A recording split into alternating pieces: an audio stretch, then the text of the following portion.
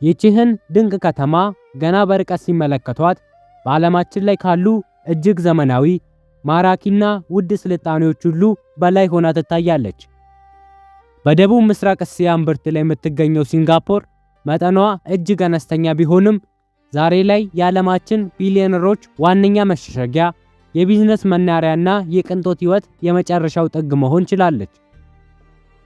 ወደዚህች አስገራሚ ምድር ሲገቡ መጀመሪያ የአይን ማረፊያ የሚሆኑት ሰማይን የሚሰነጥቁት እጅግ ዘመናዊ ሕንፃዎች፣ በከተማዋ ሰማይ ላይ የተንጠለጠሉ የሚመስሉ ድንቅ የዋና ገንዳዎችና ልክ እንደ መስታወት ንጹህ የሆኑት መንገዶቿ ናቸው። እዚህ ምድር ላይ ያለው የኑሮ ደረጃ ፍጹም የተለየ ሲሆን በየመንገዱ የሚሽከረከሩት የዓለማችን ውድ መኪናዎች፣ እጅግ ዘመናዊ የሆኑት ቪላዎችና የሰዎቿ አኗኗር ሲንጋፖርን የሀብታሞች እውነተኛ ገነት አስመስሏታል።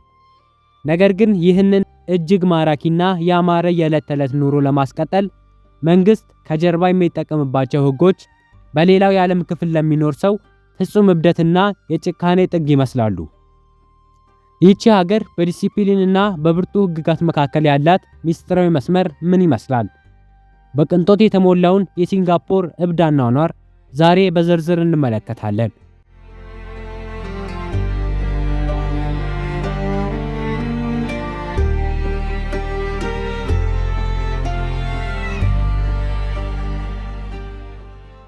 በዚህ ዘመናዊ ከተማ ውስጥ ወደ ውጭ ወጥተው ንጹህ አየር እንደተነፈሱ በነፃነት መኖር የሚችሉ ቢመስልም በስራ ነገር ህይወቱ ሊበላሽ የሚችልባቸው በርካታ መንገዶች አሉ። ለምሳሌ መንገድ ላይ በደስታ ማስቲካ ማኘክ፣ ማስቲካ ይዞ መዞር ወይም መሸጥ በህግ በጥብቅ የተከለከለና የወንጀል ሁሉ ወንጀል ተደርጎ የሚቆጠር ድርጊት ነው። በስህተት እንኳን ማስቲካ ይዞ ተገኘ ወይም ከውጭ ሀገር በሻንጣው አስገብቶ የያዘ ሰው በሺዎች የሚቆጠር የዶላር ቅጣት ይጠብቀዋል። አልፎ ተርፎም በቀጥታ ወደ ጽኑ እስራት ሊወረወር ይችላል። ይህ ህግ የወጣው የመንገዶችን፣ የባቡር በሮችንና የኤሌክትሮኒክስ መቆጣጠሪያዎችን ንጽህና ለመጠበቅ ሲሆን የከተማዋን ውበት እንዳያበላሽ በሚል ማስቲካን በሀገሪቱ ምድር ላይ ማየት የማይታሰብ ክልክል አድርጎታል። ይህም ሰዎች ወደ ሀገሪቱ ሲገቡ የያዙትን ማስቲካ ሁሉ እንዲጥሉና ባህሉን በጥብቅ እንዲከተሉ ያስገድዳቸዋል። የከተማዋን ፍጹም ንጽህናና ስርዓት ለመጠበቅ የወጡ ህጎች በማስቲካ ብቻ የሚያበቁ አይደሉም። ይልቁንም ወደ ህዝብ ሽንት ቤቶች ሲገቡ ህጉ ይበልጥ እየጠነከረ ይሄዳል። ማንኛውም ሰው የህዝብ ሽንት ቤት ተጠቅሞ ፍሳሽ ሳያደርግ ማለትም ውሃ ሳይለቅ በቸልተኝነት ወጥቶ ቢሄድና በፖሊስ ወይም በሽንት ቤት ውስጥ ባሉ ልዩ ጠቋሚ መመርመሪያዎች ቢያዝ እጅግ የከበደ የገንዘብ ቅጣት ይጠብቀዋል። ከዚህም በላይ በሲንጋፖር ቆሻሻ መንገድ ላይ መጣል፣ መጥፋት ወይም ግድግዳ ላይ መጻፍ የመጨረሻው የቅጣት ደረጃ ላይ ያደርሳል። ይህንን ህግ በሚጥስ ማንኛውም ሰው ላይ መንግስት ዛሬም ድረስ በዚች እጅግ ዘመናዊ በሆነች ሀገር ውስጥ የሸምበቆ የመግረፍ ከባድ ቅጣትን በይፋ ይፈጽማል። ይህ የግርፋት ቅጣት በሰው አካል ላይ የማይጠፋ ጠባሳና ከባድ ስቃይ የሚተው በመሆኑ በሰዎቹ ውስጥ ፍጹም የሆነ የሥነ ምግባር ፍርሃትና ጥንቃቄ ፈጥሯል።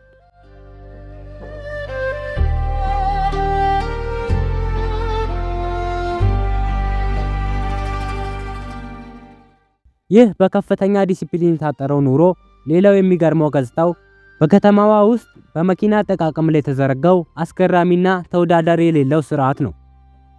በሲንጋፖር ውስጥ ተራ ሰው ወይም መካከለኛ ገቢ ያለው ዜጋ መኪና ገዝቶ በከተማዋ መንገዶች ላይ መንዳት ፈጽሞ የማይታሰብ የቅንጦት ፍላጎት ነው። ምክንያቱም የራስን መኪና ለመግዛት መጀመሪያ ከመንግስት ሰርተፊኬት ኦፍ ኢንቲትልመንት ወይም የባለቤትነት ፈቃድ ሰርተፊኬት በጨረታ መግዛት ይኖርበታል። የዚህ ፈቃድ ዋጋ ብቻውን ከመኪናው እውነተኛ ዋጋ በላይ በ10 ሺዎች የሚቆጠሩ ዶላሮችን የሚጠይቅ ሲሆን ይህም መኪና መንዳትን የቢሊዮነሮች ብቻ መፈተኛና መለያ አድርጎታል። ይህ እቅድ የተነደፈው በከተማ ውስጥ የመኪና መጨናነቅና የአየር ብክለት እንዳይኖር ለማድረግ ሲሆን ህዝቡ ሙሉ ለሙሉ እጅግ ዘመናዊና ፈጣን የሆኑትን የህዝብ ባቡሮችና አውቶቡሶች ብቻ እንዲጠቀም ያስገድዳል።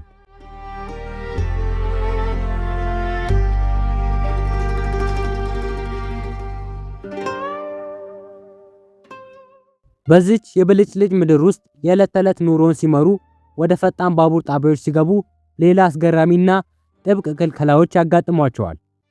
በባቡር ወይም በጣቢያው ክልል ውስጥ ማንኛውም አይነት ምግብ መብላት፣ ውሃ ወይም ጭማቂ መጠጣት፣ አልፎ ተርፎም ሕፃናትን ማጥባት በጥብቅ የተከለከለና በካሜራ የሚቆጣጠር ድርጊት ነው። ሕጉን ተላልፎ ጥቂት የፈሳሽ ጠብታ ወይም የምግብ ፍርፋሪ መሬት ላይ የጣለ ሰው ወዲያውኑ በደህንነት አካላት ተለይቶ ለአሰቃቂ የገንዘብ ቅጣት ይዳረጋል። ከዚህም ባለፈ በሲንጋፖር ውስጥ የሌላ ሰውን ክፍት የዋይፋይ መስመር ያለ ባለቤቱ ፈቃድ በስልኮ መግባት እንደ ከባድ የሳይበር ወንጀልና ጠላፊነት ተቆጥሮ እስከ 3 ዓመት በሚደርስ ጽኑ እስራትና ከፍተኛ ቅጣት ያስቀጣል።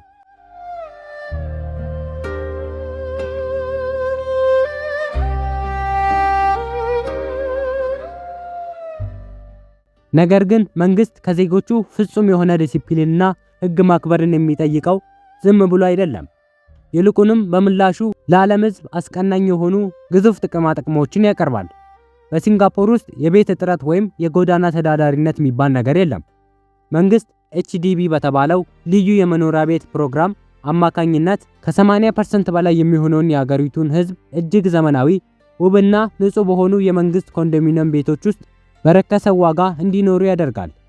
በተጨማሪም እያንዳንዱ ዜጋ የግድ ከደሞዙ ላይ ለሕክምና የሚቆጥብበት ሜዲሴቭ የተባለ እብድ የጤና ዋስትና ሲስተም አለ። ይህ ማለት ማንኛውም ዜጋ የገንዘብ አቅም አጣው ብሎ ሳይሰጋ በዓለማችን የመጨረሻውን ጥራት የያዙ የሕክምና አገልግሎቶችን ሙሉ በሙሉ በነፃ ያገኛል። ትምህርትም ቢሆን እጅግ በረከሰ ዋጋ ለሁሉም እኩል የሚቀርብ ሲሆን መንግስት የህዝቡን ኑሮ ምቾት ለመጠበቅ በሚሊዮን የሚቆጠር ዶላር በየዓመቱ ይደጉማል።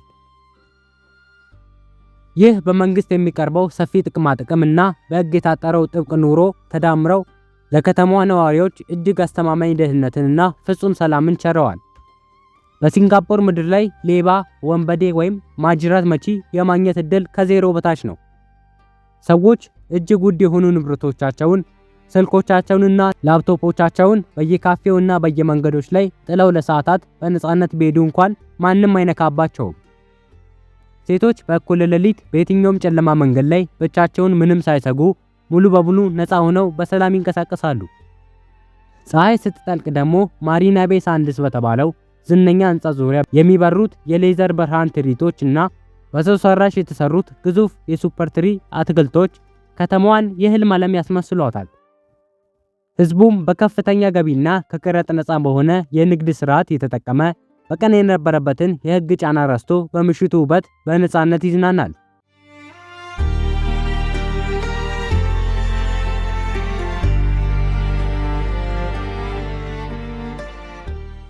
በማጠቃለያው ሲንጋፖር ይህንን እጅግ ውድ ንጹህና ማራኪ ኑሮ የገነባችው በሰፊ ሰዎች ነፃነት ላይ ሳይሆን ፍጹም በሆነ የሰዎችን ራስ መግዛት እና በማይደራደሩ የብርቱ ህግጋት ላይ ነው። ይቺ ሀገር በዲሲፕሊንና በጭካኔ ህግጋት መካከል ያላት ሚስጥራዊ መስመር ዛሬም ድረስ መላውን ዓለም በግርምት ማስገረሙን ቀጥሏል። እውነተኛው የከተማዋ ስኬት የመጣው ውድ ሰማይ ጠቀስ ህንፃዎችን በመስራት ብቻ ሳይሆን መንግስት ለህዝቡ ሙሉ በሙሉ ጥቅምና ምቾትን አሟልቶ ያንን ውበትና ስልጣኔ በንጽህና የሚጠብቅ ፍጹም ስነ ስርዓት ያለው ማህበረሰብ በብርቱ ህግ በመቅረጹ መሆኑን ሲንጋፖር በተግባር ለዓለም አሳይታለች።